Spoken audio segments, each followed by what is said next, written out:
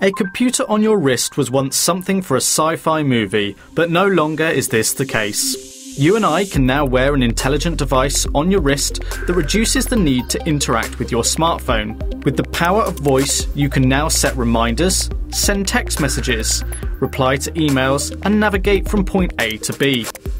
This ever-capable product is referred to as the smartwatch, and they come in various shapes, sizes, and specifications. But the Motorola Moto 360 is the first to become available with a circular face. Earlier this year, LG and Samsung released the first Android Wear devices, and the general experience of Android Wear has not really changed too much. The key differentiator for Android Wear smartwatches is hardware. Personally, I like watches. I wear one on a daily basis, so found the Moto 360 to be a comfortable replacement. At 49 grams, there is little difference in the feeling on the wrist. Compared to the LG G Watch, the Moto 360 instantly felt lighter and looked more desirable. The grey leather strap and stainless steel bezel added a touch of class, and the function button on the right edge makes the 360 look like a watch. What was more noticeable was the thickness of the watch. Marginal, so it is, but the 360 measures 11.5mm high, whereas the G Watch is just shy of 10. During my time with the 360, it has taken a few knocks and bumps with no obvious signs of damage, which is respectable.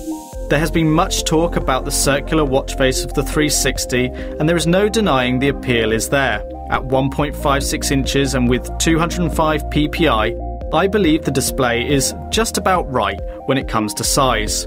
Big enough that it is practical, but small enough that you do not feel like some sci-fi figure when wearing and using it. Frustratingly, built into the very bottom of the display is a black bar that houses sensors and screen connections, which leaves an obvious portion of the display in theory unused. It impacts on the initial wow factor, but truthfully, after a short while, you do not really notice it, nor does it hamper the experience. On the rear of the watch is the heart rate monitor and Qi wireless charging.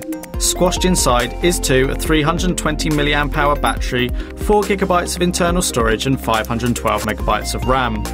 As a watch is exposed to the elements, the 360 has an IP67 rating, which will resist the rain, sweat and the odd interaction with the washing up bowl. For the majority of the time, I had the screen set to medium brightness and rarely felt the need to increase it. The display even manages to be readable in fairly bright sunlight, which is good. If I had to find fault, and this is being picky, it is the bezel on the display that causes an RGB effect that essentially pixelates and shows the colours of the screen. This is most noticeable on lighter screens and it will rarely catch your eye, but it exists. Battery power and charging is without doubt the problem for the current crop of smartwatches. Whilst the Moto 360 is capable of lasting more than a day, personally, if you are able to manage to get more than that from it, you're unlikely taking full benefit from it.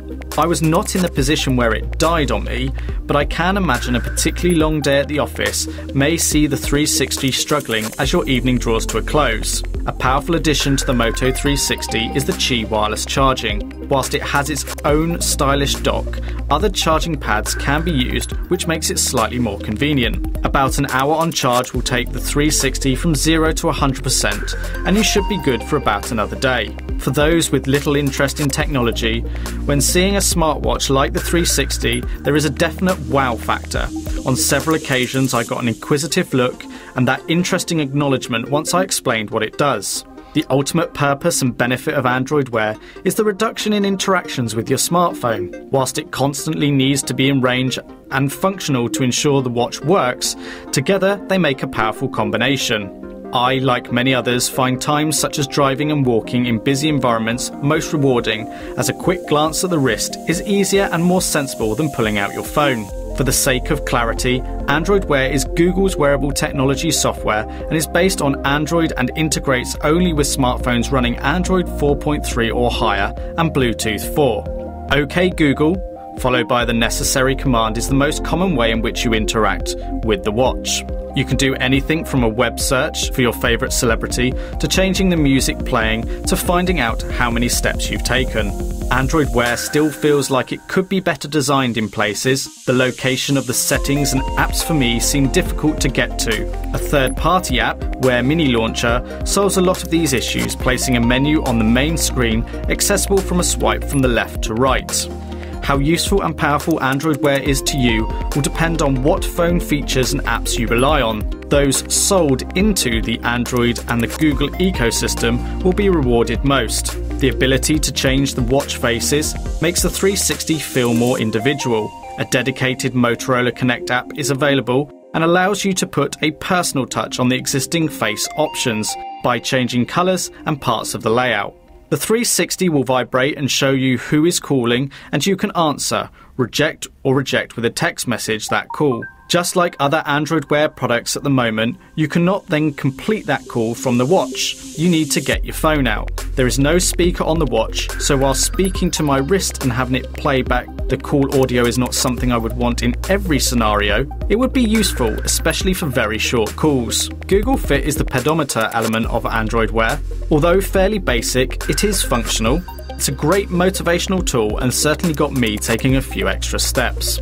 Motorola's enhancement to this is with their heart rate sensor, which is handy for those who are interested in such. I found it to be quite hit and miss, with readings being hard to take and less perfectly still. At times I felt the process was more hassle than it was worth. What is good though is the heart activity feature, which encourages 30 minutes a day of increased aerobic activity. It will automatically pick up if you have achieved it, or you can tell it you're about to do so, and it will provide a clock/countdown timer with a pleasant graphic to show you how long you have left to achieve your goal. I am still undecided as to whether I wish to replace my watch for a smartwatch. I do not think I'm quite there yet, but the 360 has increased my desire to do so thanks to the less computer on the wrist look that it has.